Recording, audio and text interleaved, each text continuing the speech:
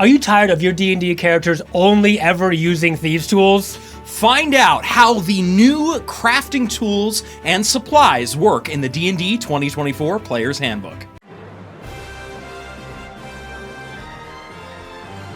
What's going on, YouTube? I'm the Mind Flayer Slayer. And I'm Dr. DM, and today we're bringing you, by request, we're going through all the tools in the 2024 Player's Handbook. Every single one, from A to Z. We're gonna let you know what they do, how to use them, and how that can benefit your character and level up your game. So get ready, it's gonna be a long one. Let's get right into it. Picture this. The party is trapped in a stone chamber with no apparent way out. The alchemist uses their supplies to start a small fire to trigger a mechanism in the room, revealing a hidden door. Wow! So this is the Alchemist Supplies. It uses your intelligence ability score, and when you take the utilize action, you can identify a substance or start a fire. With it, you can craft acid, alchemist fire, component pouches, oil, paper, or perfume. And this is probably best suited for maybe a wizard, a sorcerer, and artificer if you're using that from 2014, which might show up in 2024 as well. We hope so. Yeah, and let's move on. The party attends a feast hosted by a suspicious noble. The brewer detects that one of the drinks has been poisoned, saving the party from a deadly trap. This is the Brewer supply. Your ability is going to be intelligence, and when you utilize, you can detect poison drinks or identify alcohol. That's kind of a good one. I like it. You can craft antitoxins with this, and this is probably best suited for like a rogue, a fighter, or a wizard. Imagine the rogue needs to send a letter, posing as a local official. The calligrapher writes the letter, ensuring it is nearly impossible to detect as a forgery. This is going to be your Calligrapher's supplies. The ability is going to be your dexterity. When you utilize it, you can write text that's guarded against forgery. You can craft ink and spell scrolls. That's big. Oh, yeah. So this is probably better suited for maybe like a bard, a rogue, or a wizard. Being able to craft spell scrolls is mwah. Yeah. If you take the craft or origin feat, all that stuff is 20% off, by the way. Big Love hint. it. Picture this. While fleeing from an enemy, the party barricades themselves in a room. The carpenter uses their tools to quickly seal the door, buying valuable time. That's a really fast carpenter. So this is Carpenter's like Bob the tool. Builder. Yeah, exactly, immediately. And this uses your strength as your ability score. When you utilize this tool, you can seal or open a door or container, and you can use this to craft clubs, great clubs, quarterstaffs, portable rams, torches, poles, ladders, things that are made of wood. Imagine that. And this is probably better suited for If it's made like of wood, you can make it. Yes, for a fighter, barbarian, or ranger. Now, the party gets lost in a dense forest. The Cartographer creates a map of the area, helping them find the best route out and avoid the dangerous terrain. Thanks, Mr. Cartographer. You're welcome. So this is the Cartographer's tools. Your ability score for this will be Wisdom, and when you utilize, you can create a map of a small area. Very useful. Usually your DM is the one creating the small map of the area. Yes, truly.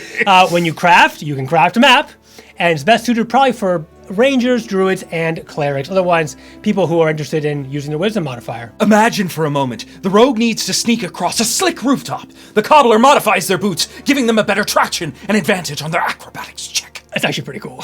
So this is the Cobbler's tool. The ability for this will be dexterity. And when you utilize, you can modify footwear to give it advantage on the wearer's next acrobatic check. You can craft climber's kits, which is pretty cool. Yeah. And this is probably better suited for a monk, maybe a rogue, or a bard, for instance. So Yeah. I do like this. I feel like it's a little bit narrow. It's very narrow, but Your cobbler doesn't craft shoes, he crafts climber's kits. It's interesting, but still could work in the right niche scenario. after a long day of travel, the party is tired and morale is low. The cook prepares a hearty meal, boosting the group's spirit and restoring some temporary hit points. Well, this will be your cook's utensils. The ability for this will be Wisdom. When you utilize, you can improve a food's flavor or detect spoiled or poisoned food when you don't have a nose. Yes. And you can use this to craft rations, which could be great for some long Yeah. survival campaigns. Absolutely. And this is probably best suited for your druid, cleric, or monk. Now, the party needs to infiltrate a noble's ball. The bard uses the disguise kit to expertly transform into a high-ranking official, allowing them to gain entry without suspicion. And this will be your disguise kit. This comes back from 2014. The ability here will be charisma. When you utilize, you can apply makeup and you can craft costumes, which is pretty cool. Yeah. Any kind of costume. This is probably best suited for your bard, rogues, or even sorcerer using that charisma to get in. Absolutely. The rogue needs to alter a deed to prevent the villain from claiming ownership over a powerful artifact. They use the Forgery Kit to mimic the original document, fooling even the most discerning eye. And this is the Forgery Kit. Your ability will be Dexterity. When you utilize it, you can mimic 10 or fewer words in someone else's handwriting. That's pretty good. Or copy a wax seal. So this is better suited probably for your rogues or even your bards. At a seedy tavern, the rogue suspects a gambler is cheating. Using their gaming skills, they uncover the cheat and turn the tables on them, winning back their gold. Yay, gold! This is going to be your gaming set, and there's lots of different gaming sets to use for this. Your ability score is going to be Wisdom. When you utilize, you learn whether someone else is cheating, DC 10, or you can use it to win a game on a DC 20. So you can cheat. Oh, yes, that makes sense. You can be the cheater. You want to cheat! Good for your rogues, maybe even monks or clerics because of the wisdom. The wizard examines a mysterious glass vial found in an ancient ruin. Using the Glassblower's tools, they determine it once held a powerful potion, providing clues to the ruin's purpose. And this will be your Glassblower's tools. Your ability is going to be intelligence. And when you utilize, you learn what a glass object held in the past 24 hours. Very interesting. Okay. You can craft glass bottles, magnifying glasses, spy glasses, vials, and this is best suited for wizards, sorcerers, and even artificers. After a battle in the wilderness, the druid identifies a rare herb growing nearby. Using their Herbalism Kit, they craft a potion of healing and revive their fallen ally. It was poison ivy! Hold low. So this is going to be Herbalism Kit. Your ability will be intelligence, and you can utilize it to identify a plant. Lots of good plants around. When you craft, you can make an antitoxin, candles, healer's kits, potions of healing, which is pretty cool.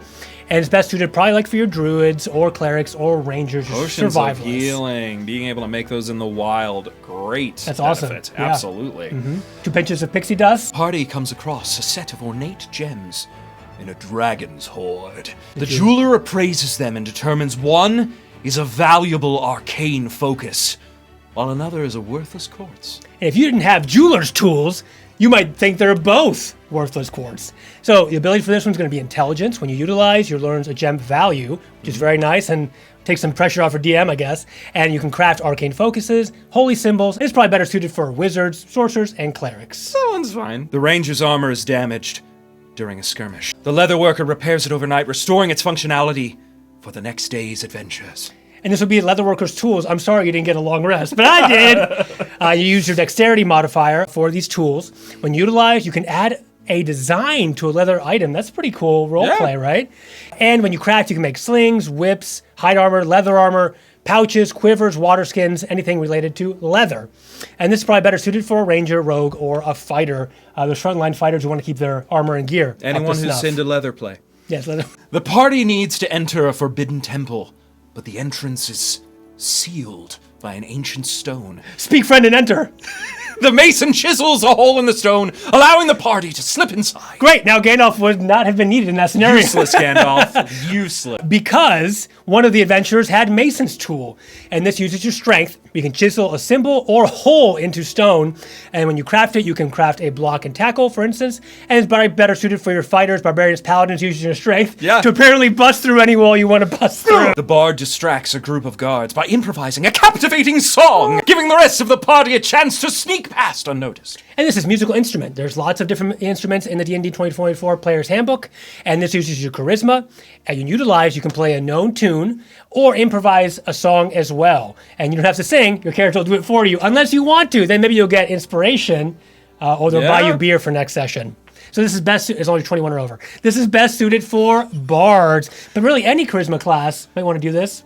Just because it's fun. 100%. Up next, while sailing through a stormy sea, the Navigator plots a safe course to avoid the treacherous rocks, guiding the ship safely to its destination. Wow, thank you for using your Navigator's tools. You're welcome. This uses your wisdom. You can plot a course when you utilize or determine position by stargazing. Well, that's pretty cool. I love that. And this is probably better suited for your rangers, druids, even fighters using some of your wisdom. Yeah. The party needs to prove they've seen a rare monster to a local scholar.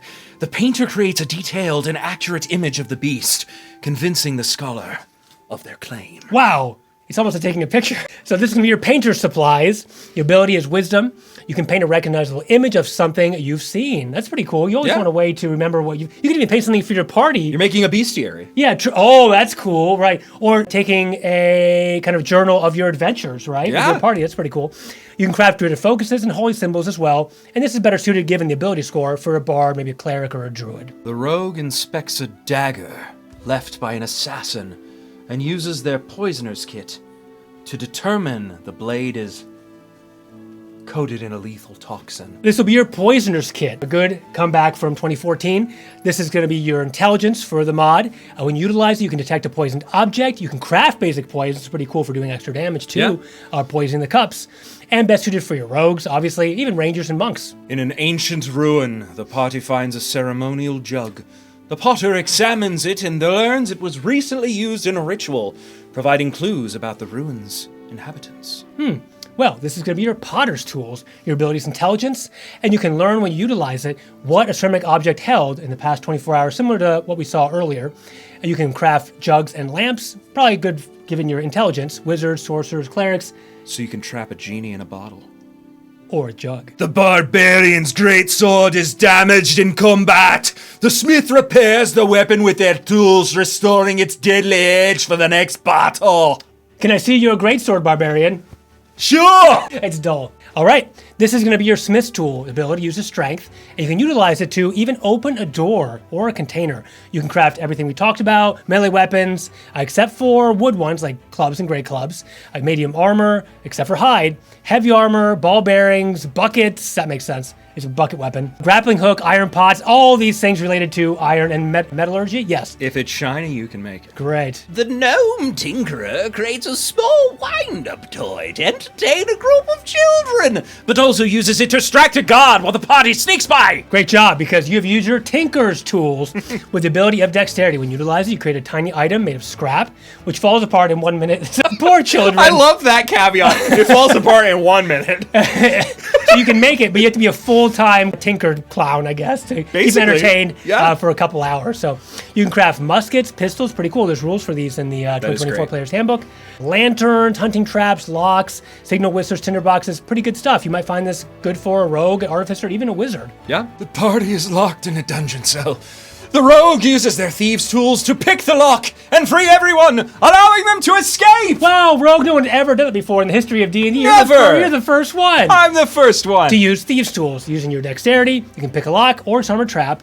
And it's probably better suited, of course, for your rogues, bards, and even rangers. The party's robes are damaged by acid. The weaver quickly mends the clothing, restoring the protective enchantments and preparing them for further exploration. That was some strong acid. Taco Bell acid. And you have your weaver's tools, where you can use your dexterity and you can utilize for mend clothing or to sew a tiny design. Oh, cool. Like crocheting or something? Yeah. That's fun. You can Your craft house's sigil. Great, and you can craft padded armor, baskets, bedrolls, fun, blankets, fine clothes, nets, ropes, etc., clothing. So good for your rangers, monks, and rogues. If you can craft fine clothes, that's almost the benefits of a disguise kit because you could make noble-looking clothes. That's true, and used to be where that was part of your background when you got that. They're usually more expensive, so pretty cool stuff. The druid carves intricate patterns into a piece of wood, creating a druidic focus that helps them channel their magic more effectively into the next battle. This will be your Woodcarver's tool. Uses your dexterity. You can carve a pattern into wood. And you can craft clubs, great staffs, quarterstaffs, ranged weapons, except for we mentioned before, muskets, pistols, etc. You can make arcane focuses. Arrows, pretty cool, especially if you're counting how many arrows you have, or certain campaigns, right? Survival campaigns. Druidic focuses, needles, and so forth. And that has been all the tools from A to Z. We just broke it down for you, let you know what and when they might be useful, what classes they might be useful for. So we really hope this help you out, because taking tools is going to be an intricate part of your character build and 100%. Even the roleplay backstory. And in our next video, we're going to talk about what you can actually craft and how you can craft it, what materials you need, and how much does it cost. So get ready for that video.